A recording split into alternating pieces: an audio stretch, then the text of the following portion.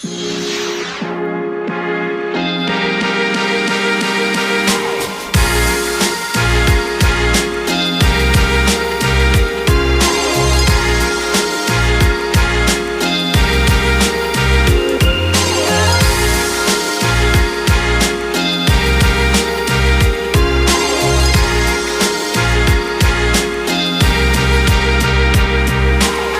morning, good evening, good afternoon, wherever it is that you are, wherever you may be. Thank you very much for making us a part of your day. I am Brad Franklin, creative content writer here in Chesterfield, and I'm very glad to tell you that Chesterfield Behind the Mic is on the air once again. It is spring, and with spring comes budget season, and with budget season comes decisions and votes and numbers and all kinds of things. And we're gonna try to help digest some of what the county has released at this point for the budget proposal for FY2023. I am joined now by Deputy County Administrator Matt Harris. Matt, welcome to the show. How are you? I'm good. It's quite a sporty little intro. You like that? I don't know if I was supposed to dance or just sit there and stare at me. You have your own theme music. Yeah, well, you gotta. There are certain things of the podcast game that you have to nail, and I like our intro. Now let's see if we can make the budget sporty. Obviously, a whole lot of work goes into the process, and we're going to talk about a little bit about that in a second. But in terms of the proposal that staff put in front of the Board of Supervisors this week. I guess I want to ask first off, what are some of the highlights for you as somebody who's obviously very involved and integral in that process? What sort of stood out to you as you guys put this thing together and put this before the board? Yeah, it's I'll lose track of how many of these things that I've been part of. The first one was FY2023, so it's been a number of budgets, but they're all unique. They all have their own distinct DNA. Right. In terms of, because they're really a reflection of the world around us in many ways. Right. So it's, I think that part makes it interesting. It's not just trying to balance the revenues and expenditures, which, for those listening at home, we do. Unlike some levels of government, our budget's balanced. So maybe that's the first place to start. And right. It would probably be a lot easier if it wasn't, right? Yeah, right. No, you can just print some money. It does speed up the process. But I think this is this was a unique year. Still is a unique year, because we're not done.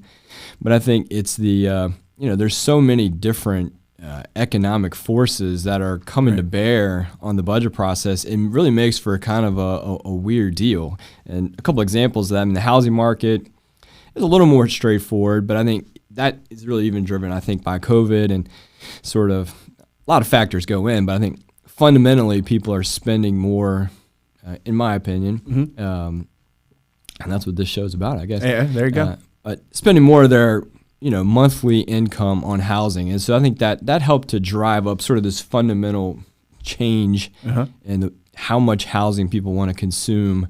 And so you saw that flow through prices. And so that's something that's never happened. The last time we saw, a change like this in home prices, it was over a greater number of years, but it was really involved in some things, fundamentals in the housing market that didn't hold up, and that sort of fell apart. This one feels a little bit different. So that's something you're going to have to digest and figure out. Now we got, the supply chain crisis, issues all across the world have caused vehicle values to really, skyrocket. So, we're trying to deal with that. So we've got all these kind of economic forces that are in our favor, if you will, from a revenue perspective. Right. But if you look, I think, at the broader macro economy, that they don't all show up as positive. So, we're trying to balance, the needs of the organization and what we're trying to do for the community versus the realities I think that people face, at their kitchen table, as they say, every single day. Or, going to the gas pump is not a pleasant experience for any of us. So, I think we have to try to find that balance, and we've been using that word a lot throughout this process. From a revenue perspective, some of these streams, some of our major streams, vehicles and real property, have never been stronger. Right. But, we have to approach and say, okay, we can't realize all of that growth, because some of which, I think, especially on the vehicle piece, that's going to come crashing back down to earth. Those values do not have this, $5 a gallon reality built into them. Right. So, how do you put a budget for that recognizes some of that positive ground, but also, a year from now, we're not having to retreat and undo a bunch of things we did. Right. And, I think most importantly, we're real pact, I think, with the citizens of this county that, we are going to limit, the financial burden on them. They want certain things. They want a variety of things. We have to be responsive to that. But we also have to, recognize that there's a limit, to what we can ask anybody to pay in terms of an increase in any given year. So, how do you strike that balance? That's always an issue in any budget, but I think this year's set of the backdrop is really unique and requires a little bit of more thought than some of the the last couple of years. Mm-hmm. As you guys went through this process, obviously the decision was made a while ago to advertise the tax rate at a point where essentially there was going to be a cut. It was just a question of how much. And then you guys made your proposal in the budget yesterday. What went into the decisions on the tax relief side, and what are some of the things that folks need to know about that structure going forward? Yeah, no, so I think given we knew the housing market, if we'd have done this last summer, I could have told you home prices are way up. Right. I mean, everybody anecdotally heard of the neighbor, you put your house in the market and it's gone an hour later. I mean, they're calling now. I mean, you get an email or a text from somebody saying, I want to buy your house. You don't even know who it is. I mean, it's just, it's odd. It's so, crazy, we knew that going in. So the board earlier than they ever had before advertised or authorized staff. That's right. Yeah, to advertise a rate. It's, it's sort of weird the way the process happens. But by and large, in December, they authorized a 2-cent rate reduction. Right. And said the tax rate for this tax year beginning January 1st couldn't be any higher than 93 cents. Right. So that has never happened before in December. And I think it really just kind of speaks to, the board's foresight of, look, we're hearing it. We recognize they tried to send a message to the community, hey, we feel your pain on this. We know these increases are going to be large. Right. And we don't have a choice. I think that's another thing. Right. And I'm not going to follow whatever script you have, so I apologize. No, you do your thing, man. You do your thing. It's more stream of consciousness than anything. But, vehicle values, we use NADA. Uh-huh. It's not really any different than, if you go take your car to CarMax or wherever. I mean, we're all drawing off a central database for that. We don't have a team of vehicle appraisers that go out and everybody's kind house. of take notes on the cars. So we're using sort of a national standard to set those. And then the choice that the board or the county really has is what rate, or and when we talk about personal property tax in a second, there's another gauge that we can put in there. But the value is what the value is. We don't have any role in that. We pay a subscription to that service, and they tell us what it is, and we send the letters out, and there you go. On the housing, it's the same thing. State code says we have to assess at 100% of market value. I think this year we had over 8,000 transactions that we were able to draw on, so it's not a limited number of data points that we're using to kind of set that. And so, again, the assessor's office just says these are the market values of these homes. And then the board comes in and says, okay, the rate we're going to apply, that equals the tax bill. So, I just caution people, say, well, I don't think the county says my house. No, it's not the county. We're really using, time-tested approaches to set those values, where I think we can have conversations about what is the rate you apply to that to get that overall levy. So I think, that's an important distinction. I don't even remember what we were talking about. We were just in general about just the relief part of the proposal. You told me this show is about March Madness. I feel like a different type of madness. As I'm sure you're, folks who have been involved in the budget process, you're very looking forward to getting to the other side of it. But I'm guessing too, as you went through this process, you mentioned earlier how different a year this was. How different a year was this in terms of not just the last few weeks, in terms of whether geopolitical forces at will, but then beyond that with inflation and certainly some of the other costs and I think that's something that's important for folks to understand, that the county has to understand not just like how much money's coming in, but how much money is going to have to go out through the course of a year.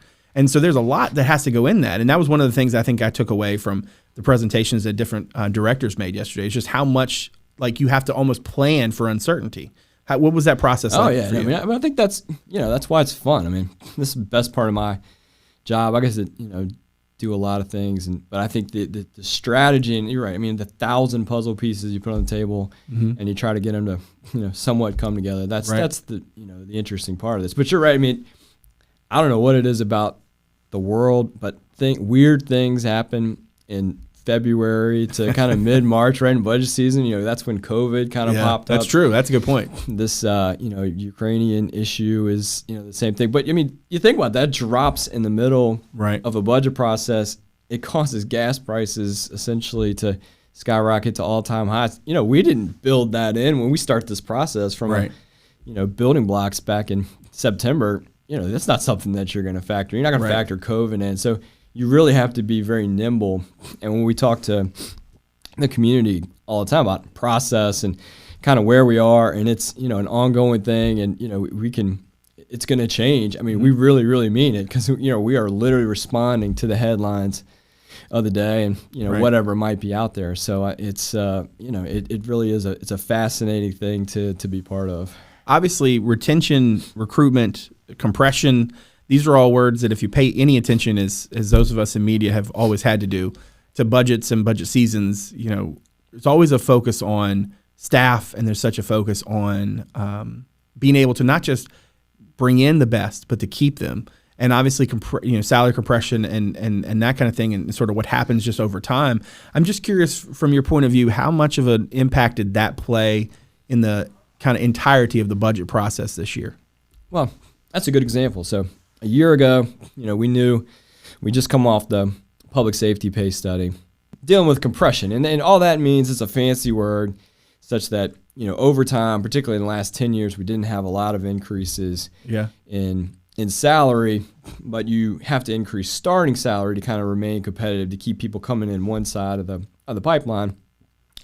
People kind of get jumbled together. Right. If you put all the salaries and plotted them on a line, they kind of get on top of one another. So somebody that has more years of service is making, in this rough example, the same as somebody who has 5 years less. Right. So last year was really about, on the county and school side, trying to clean that up and spread that accordion back out. And then we said, all right, next year we're going to come back and look at the balance of the workforce and kind of see what's going on. But even with, so we set that process out. We hired a consultant in the summer, started working in the fall. But, look how much, the wage environment has changed from August, September up until right now. It's, that has been a very turbulent space. So I think we've had to go back to the drawing board, 3 or 4 times. The state comes out and says, we're going to do a 5% raise. Well, okay.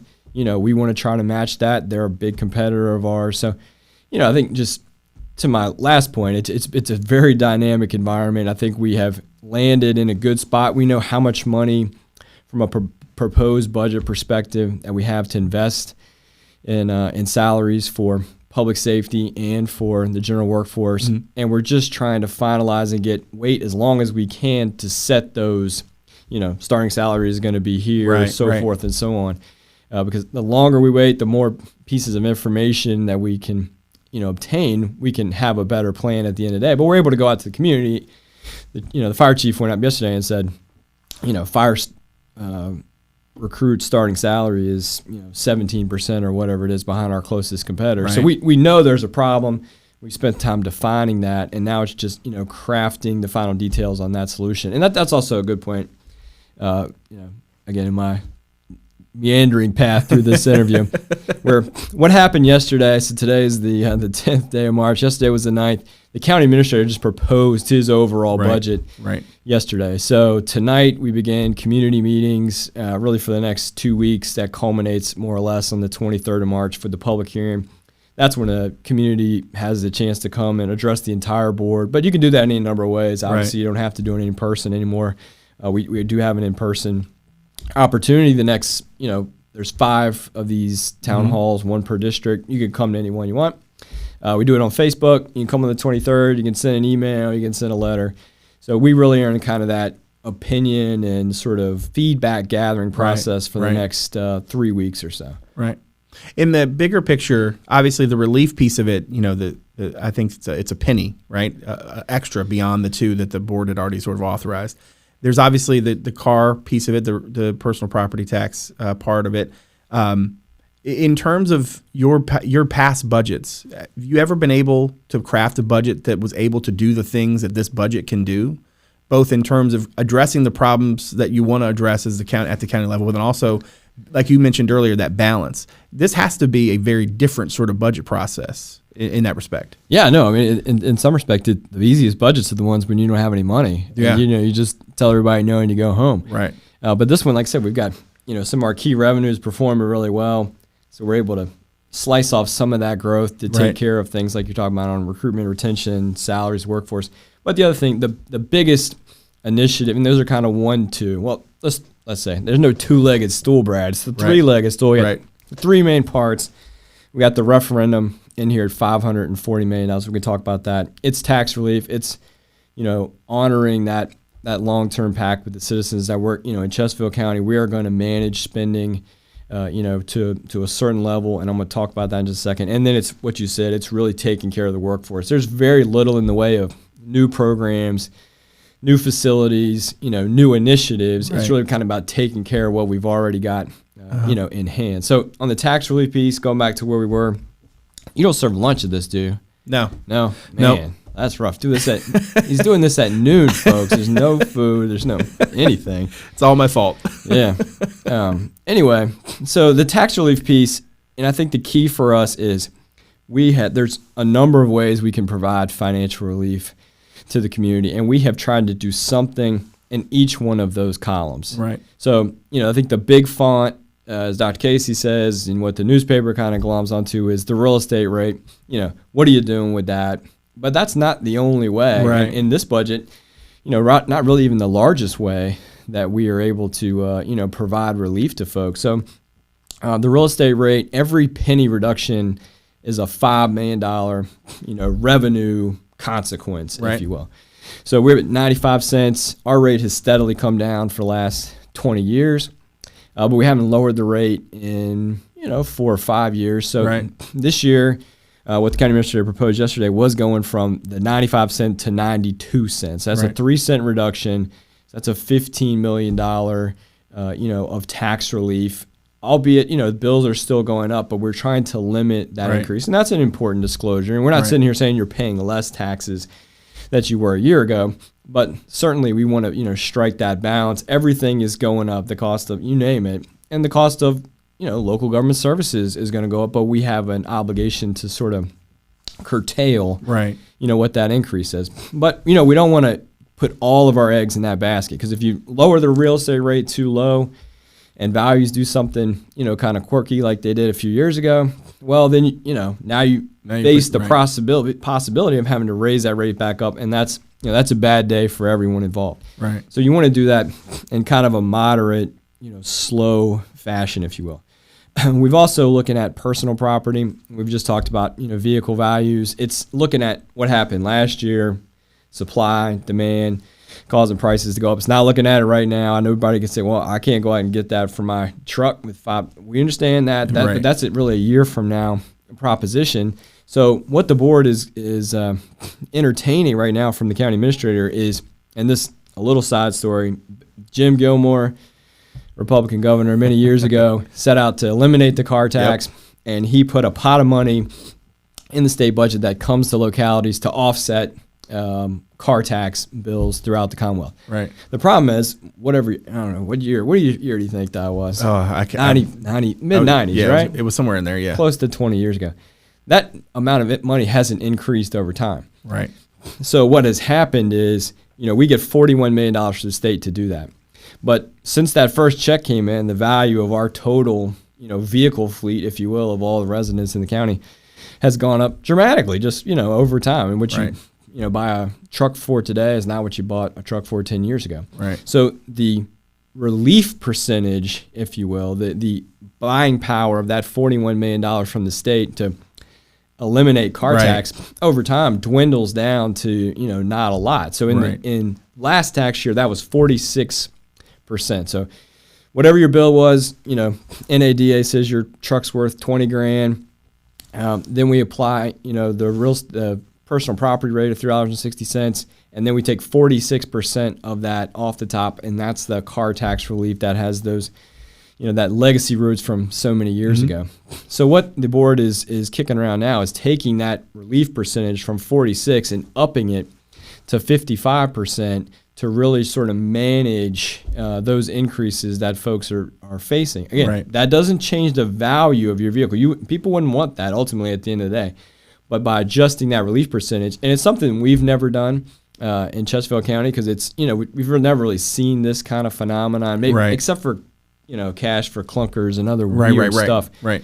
So it's the first time we've ever done this. I'm not aware of anybody else in the state that's doing it. Certainly nobody in the Central Virginia region. So it's a little bit nuanced, and sorry for going into the details, but I think it's really important that effectively it's almost a 10% reduction in your bill by upping that relief percentage. So that's just dollars that won't come in. We're not going to get more money from the state, but it actually turns out to about another $15 million of relief that we're able to grant. So again, we're pulling this lever. We're not grabbing one altogether. And in this instance, we don't actually affect the tax rate for a vehicle. So next year, if values go down significantly, we can reevaluate next year. And here's just sort of an oddity, and you get me talking about budgets.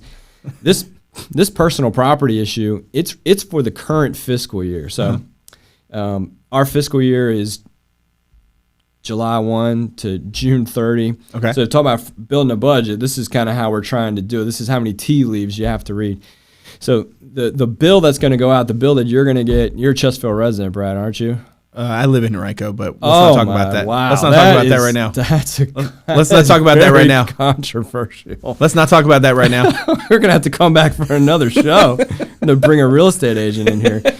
Well, we won't hold that against you. But the bill that Chesterfield residents are going to get in the mail in mid-April, that hits the current fiscal year. The budget that we're talking about begins July 1. So I'm trying to, when I'm talking about a budgeted revenue, I'm talking about what vehicle values are going to be a year from now. Right. So we've got to deal with this issue in the current year, provide relief, and then predict what values are going to be. I mean, if anybody can figure out what's going to happen, 12 months from now with something like that, I mean, that's just how intricate it can get. But bottom line, at the end of the day, $15 million in property tax relief, $15 million in personal property tax relief. A number of years ago, the board increased the vehicle registration fee, and the state sets what those can be. They give you a maximum. We increased it from $20 to $40, but since then, other revenue streams have been opened up by the state, so we reduced that back down to $20. So that's, for every vehicle you get, that's another $20 back in your pocket. Seems like the average household has about 3 cars, so that's $60 back. That's the equivalency of another $0.015 on the real estate rate. So we could have done that in a number of ways. We could have said, well, we're going to take the real estate rate down 4.5 cents, or we're going to take it out of the vehicle registration fee. So again, we tried to pull as many levers. Business license tax, we've raised the threshold at which businesses pay. You have to have a certain amount of gross receipts before you get essentially into the tax schedule. So we've raised that threshold up. So now we've got 2/3 of businesses that don't pay on the schedule. They pay more of a flat fee. So that's, really aimed at the small business, in Chesterfield County. So trying to provide them some relief. We increased all of the senior tax relief thresholds up by 6%. The board did that, back in December as well. So it's the broadest package of tax relief that we've ever, put into a budget, but I think it just recognizes we got a lot of constituencies here. Renters, I think that was another big part of it. When you do personal property and vehicle registration fee, those folks don't get a break on a real estate. I mean, ultimately they might, but I think realistically it doesn't really work that way. Right. So, but that car tax bill goes down and the vehicle registration bill goes down for someone living in an apartment. We're able to hit them as well. So it's a carefully crafted package. It tries to have something for everybody, and all in all, if you add all the pieces together, it's over $52 million of relief, and that would be essentially the largest component in terms of an increase as part of the FY2023 financial plan, if you will. Right. You mentioned referendum. I want to get you out here on this. Obviously, every budget is not, it's not in a vacuum, right? They all sort of exist around each other. And certainly, as you talked about, there's a lot that goes into, like, you're not just looking in right now, it's what's down the road. What's also down the road for us is a potential bond referendum coming in the fall. And I'm just curious, how does that part play into the bigger budget picture? And what do you see on the referendum side that folks are going to have a chance to consider this fall? Yeah, so when we talk about the operating budget, it's kind of the day-to-day. It's the people side of the budget. Right. And for us, it's really that investment in the workforce that, we've touched on a little bit here. But, the other piece, the major piece of anybody is the capital plan. And that's the bricks and mortar right. Of a particular budget. And this year, in particular, we have we're going out to ask the public to approve a referendum. That's just, again, a fancy word for a ballot initiative where we ask the community to approve a slate of projects that allows us to go out at the end of the day. All it means we can borrow money at the lowest rate possible. Right. And so that's really important because that keeps interest costs down. Keeps more of the tax dollars actually going into facilities as paying, again, the interest part of it. That mortgage payment is more principal and less interest, if that makes sense. Right. Well, Matt, I appreciate you coming on the show and talking to us about the budget. And am I going to get to come back, or am I banned? No, I think you did a great job. All I mean, look, as last time I checked, you're sort of high up in the pecking order. So if you wanted to come back, you can just make that happen. That's just how these things work. But no, I appreciate you coming down. Obviously, there's a lot that goes into this, so folks should definitely get out to their public hearings or get out to the community meetings. Give your information, so that the board of supervisors can make the best decision possible for the whole plan. But thank you very much for joining us today. Yeah, thanks, Brad. I appreciate it. All right, let's get you out of here.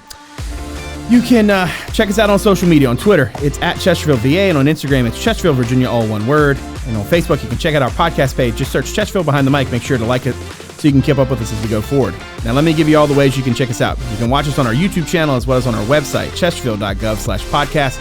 An audio-only version of the show is available there, as well as on Apple Podcasts, Spotify, Google Podcasts, Overcast, and a whole host of other shows.